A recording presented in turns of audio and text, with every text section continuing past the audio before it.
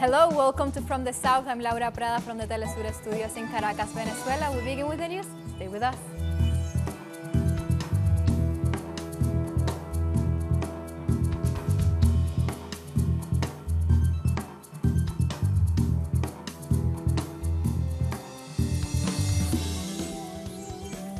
French authorities have confirmed that Notre Dame's two iconic towers are saved and that fire is controlling the historic cathedral. The fire is cooling down, however, two-thirds of the roof was destroyed, including its delicate spire, which collapsed. Around 400 firefighters tried to contain the blaze that reportedly started around 6 p.m. local time this Monday. The cause of the fire has not yet been clarified, but police launched an investigation. President Emmanuel Macron visited the site and talked with firefighters. He addressed the devastated crowd and ensured that Notre Dame will be rebuilt. So I say this very solemnly to you tonight. We will rebuild this cathedral all together, and it is undoubtedly part of the French destiny and the project we will have for the coming years. But I am committed to it. Starting tomorrow, a national subscription will be launched and will beyond our borders. We will appeal to the greatest talents, and there are many who will come to contribute and rebuild them. We will rebuild Notre Dame, because that's what the French expect, and because it is what our history deserves, and because it's our deep destiny. Thank you. And thousands watched in horror from nearby bridges and riverbanks how the fire destroyed the 850-year-old Parisian landmark. Around 6 p.m., we smelled flames. We were in the middle of serving people. I went outside and we were all shocked. It just went up in flames in the time that the firefighters took to get here, which is normal. They closed off the area. A security zone was created. It was enormous. And what's more, there was a lot of wind. The wind and the fire were changing direction all the time. Then we saw the roof collapse. We also saw it on the news. We are shocked. It's 850 years of history. It really hurts. We're sad. And now we change topic because representatives of the so-called Lima Group met on Monday in Santiago de Chile.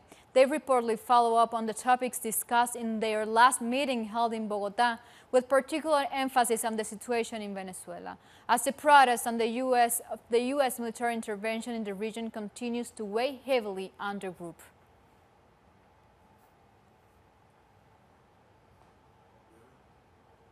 And Tiare Valenzuela sent us the following report with more details of that meeting. Welcome, Tiare.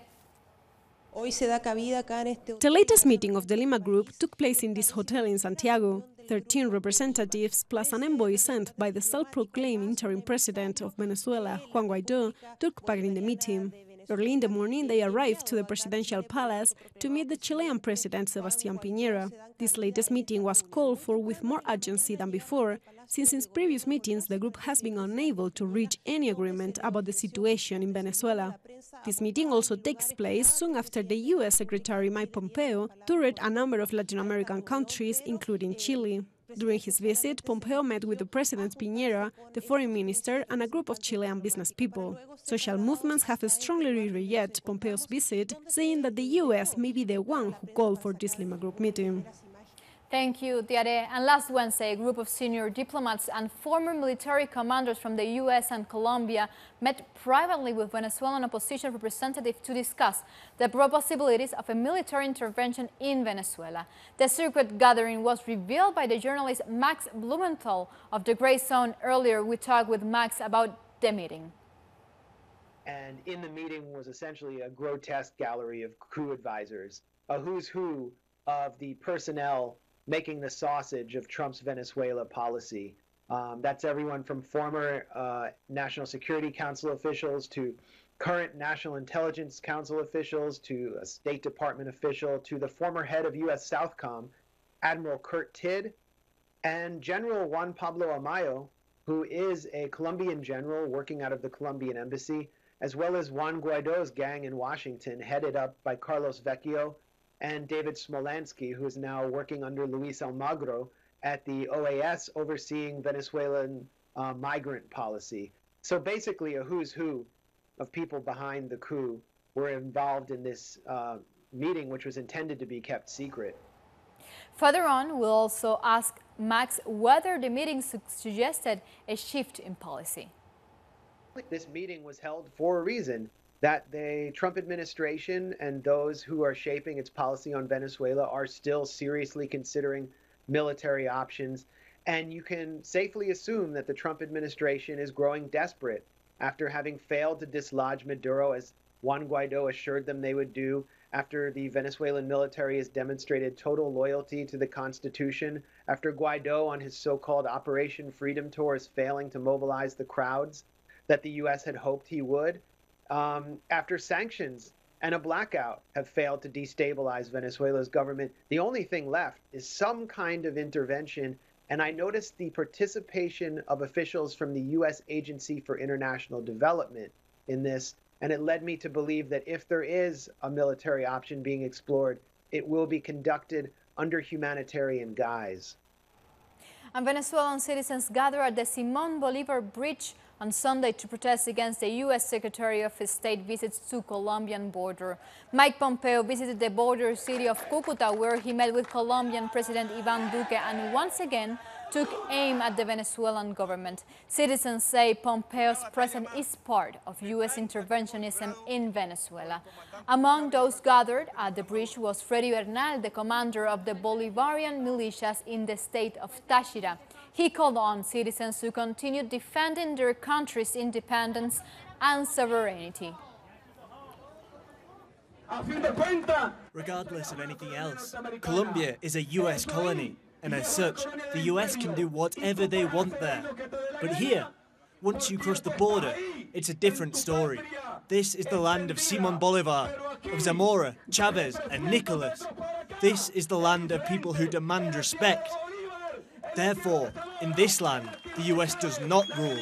In this land, we are sovereign and independent.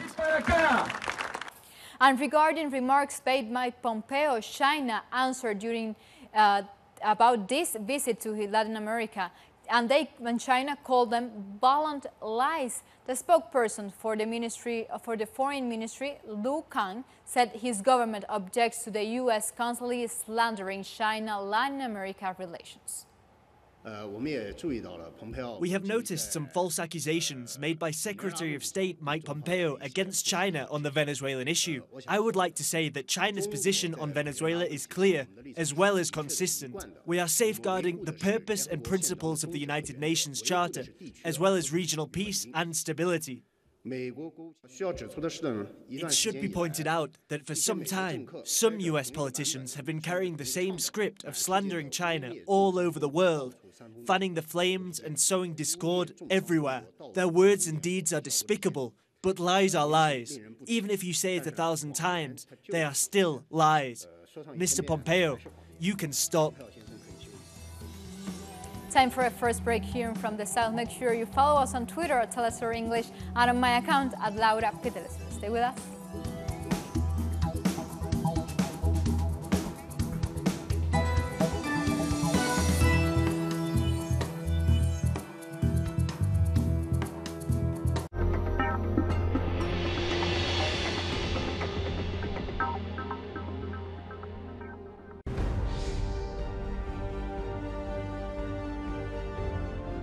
Acompañamos a los pueblos que resisten en cada una de sus luchas. Somos esa ventana que se abre para visibilizarlos entre fronteras.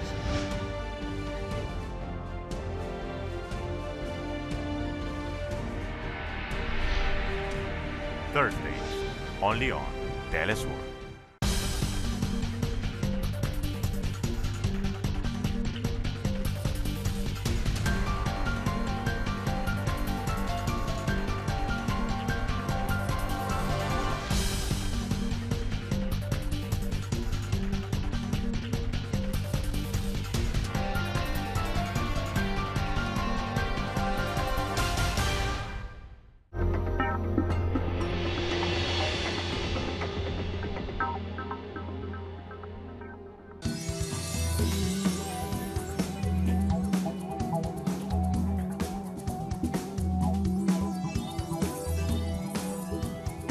And now we begin beyond Latin America and the Caribbean's frontiers. The Libyan capital of Tripoli is shuddering under an offensive by forces loyal to strongman Khalifa Haftar.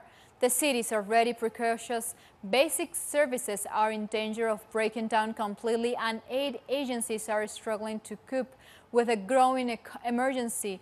The violence has displaced thousands of people and trapped hundreds of migrants and refugees in detention centers. The United Nations Refugee Agency UNHCR estimates there are some 670,000 migrants and refugees in Libya, including more than 6,000 in detention centers. United Nations UNHCR officials said over the weekend it was trying to organize the evacuation of refugees from a migrant camp close to the front lines. Also in Libya, a missile strike in the capital Tripoli has damaged residential buildings, and fast fighting continues between the eastern forces and the internationally recognized government. No casualties have been reported, but residents suffered minor injuries. It is not yet clear who is behind the attack. According to the latest United Nations studies, more than 13,000 people have been forced to evacuate their homes in the past week.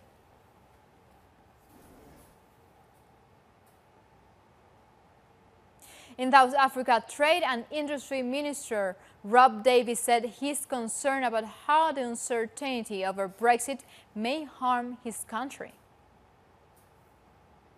Davies says that the United Kingdom could possibly slip into a recession and weaken global growth, which would affect South African companies operating in the country. And he says the only concrete thing South Africa can do is to make sure there is no interruption in trade with Britain, the country's sixth largest trading partner. If Britain leaves the European Union without an agreement, South Africa could pay the price. Meanwhile, journalists in Algeria staged a protest against media censorship to state-owned EPTV journalists who have called on the government to allow them to be objective and provide complete information. It's the right of the people to make their voices heard through television. This TV company is the only one that belongs to the people. Why? Because 1% of the gas bill the citizen pays goes to the TV company, so citizens have a say. The figurehead of 5 channels is the news. Today, news does not translate the popular demands of Algerians, which are no longer only expressed every Friday, they are expressed throughout the week. Due to the increase in the number of patients infected with the Ebola virus in the Democratic Republic of Congo, the Emergency Committee of the World Health Organization held a meeting with the government of this African country in order to stop a possible spread. Our correspondent in Kenya, Oscar Epelde, brings us the latest details about this Ebola outbreak. Welcome, Oscar. Sadly, the Ebola epidemic has worsened over the last few days. Health officials in the DRC confirmed 40 new cases recently. Today's report is not available yet, but it is evident that the epidemic is spreading faster. There is a growing amount of so-called community deaths, where people with Ebola avoid going to health centers to get treated because they are afraid they will be quarantined. By doing this, they remain in their communities, spreading the disease and finally dying there. And distrust in the Ebola treatment centers. Last Friday, the Emergency Committee of the World Health Organization held a meeting with the government of the Democratic Republic of Congo about the situation. However, they decided not to designate this outbreak as an emergency of international importance, and therefore, the borders of the DRC will not be closed. However, the committee did urge neighboring countries to increase their readiness to face the outbreak. Until now, no cases have spread outside of the territories of Beni and Butembo, inside the DRC. Therefore, health authorities hope they will be able to contain the epidemic soon. But some factors reportedly hinder their efforts, such as armed groups working in the region and a lack of communication between communities. One of the main fears is that the virus will spread to the city of Goma or neighboring countries like Rwanda. This would mean the epidemic would become an international emergency and it would be much harder to control.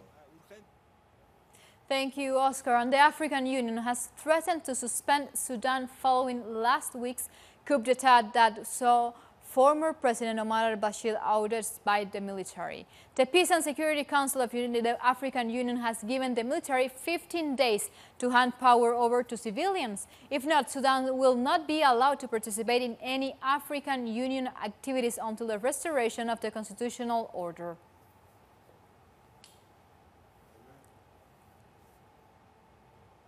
And the military council in Sudan has met with political parties and announced that the former ruling party will not be participating in the new interim government. The former President Omar al-Bashir National Congress Party has been sidelined.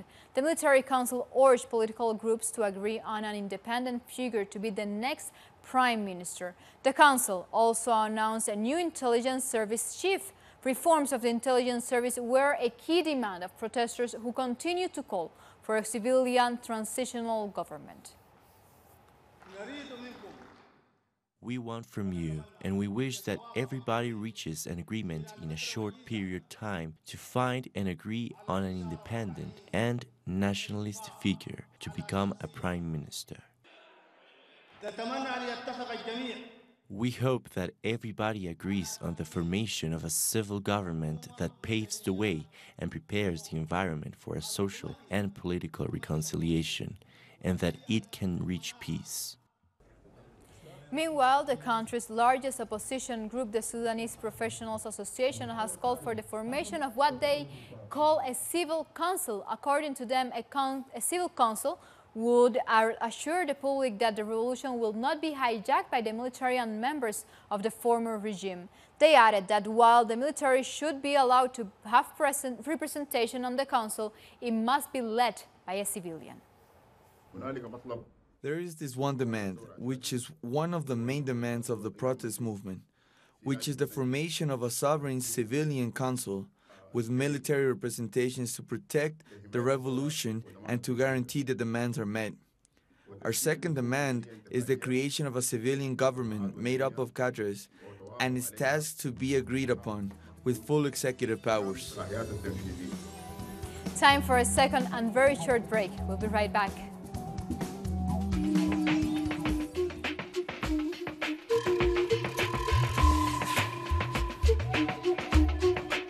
Más antes, tiempo que yo era más chiquitito, que duro yo vivía pesahuitas.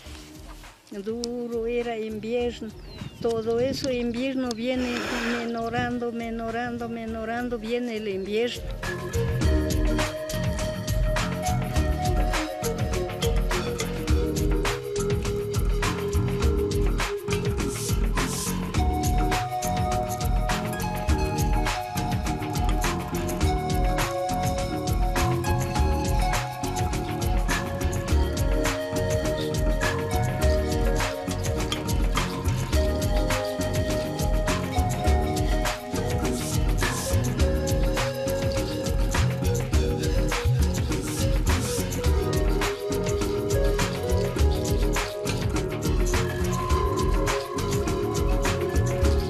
Hacer entender a la gente, decir que si mientras ustedes siguen hasta parte más alta cultivando todito con tractor, con todo eso, entonces estamos nosotros mismos estamos secando el agua.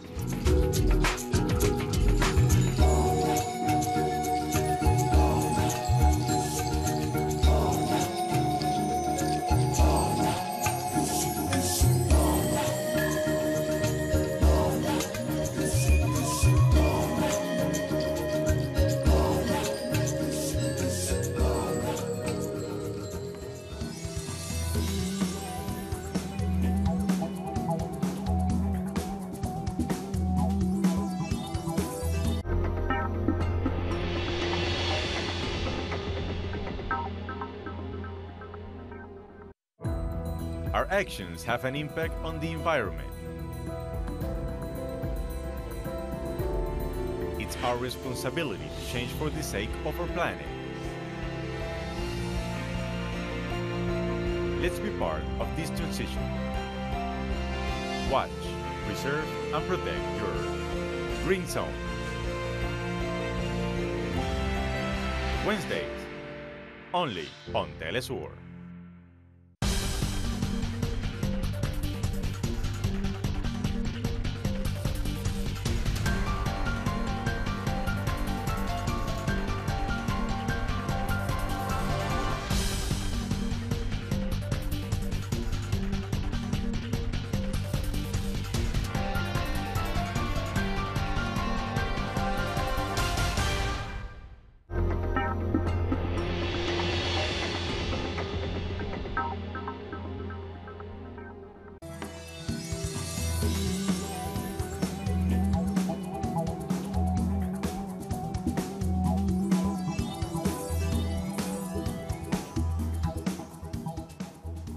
Social organizations in Chile have protested outside the Ecuadorian embassy in the capital to reject the WikiLeaks founder Julian Assange arrest last week.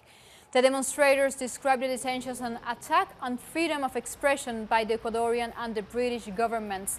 Assange was arrested after his asylum status was revoked by Ecuador's President Lenin Moreno. He was living at the Ecuadorian embassy in London since 2012. We believe this arrest is putting Assange's life in danger. Ecuador didn't want him to continue living in the embassy in London with an asylum status, and the reason they gave was he didn't behave well. But we all know that this arrest has to do with all the information that WikiLeaks has released regarding all the illegal activities carried by the CIA and the government of the United States. And now we go to Colombia, where a 7-month-old baby was killed in the department of La Guajira after an attack against his father and a former FARC member. Our correspondent in that country, Jose Manuel Jimenez, has the details for us. Welcome, Jose Manuel. A 7-month-old baby died on his way to the hospital following an attack near the Simón Trinidad Vereda Tierra Grata territory. This is an area where former FARC members live and are prepared to be reintegrated back into society. The toddler was the son of former FARC combatant Carlos Enrique González, who was also seriously injured and remains hospitalized. His wife was also hurt in the attack. The head of the National Agency of Reincorporation denounced the ambush, which led to the child's death. He said the events are being investigated by the prosecutor's office, adding that there needs to be patience and steps to implement peace are carried out. The FARC group has also rejected the assault. In recent times, roughly 100 former FARC members and their families have been killed, and the government has failed to guarantee their protection. At least 50 social movement leaders have also been killed across the country for the year to date. Human rights organizations have said that in spite of the peace agreement, which was signed in 2016, at least 500 indigenous leaders have been murdered. In light of this, 3,000 social leaders from around Colombia will gather in Bogota from April 18th to May 3rd to call on the government to guarantee their safety and implement peace treaties. Thank you, Jose Manuel. Also in Colombia, 135 women have been violently killed in January and February 2019, according to Colombian National Legal Medicine Institute. The institute also said that 56% of those cases were perpetrated with firearms. However, the public prosecutor has only reported 48 feminicides in the first 3 months of the year. Both authorities agree most of the cases were reported in the department of Valle del Cauca and Antioquia. The latest UN report about women's rights in the country said Colombia created a solid law frame to protect women, but there is still a way to go to correctly apply them. And the death toll in Rio de Janeiro, Brazil, has risen to 10 after 2 buildings collapsed on Friday. Rescue workers are continuing the search for survivors. However, it's been difficult as flash floods and heavy rains hit the area. Rescue workers hope that they may still find survivors due to the air pockets that might have formed under the rubble. The 2 collapsed buildings were constructed illegally, and it's unclear how many people lived in them.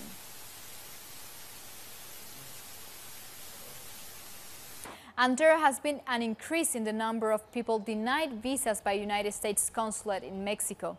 Lawyers representing some migrants said consular officers are denying visas even though applicants fulfill all financial and legal requirements. This is an amendment to the U.S. State Department's Foreign Affairs Manual, broadening the grounds for applicants to be considered public charges.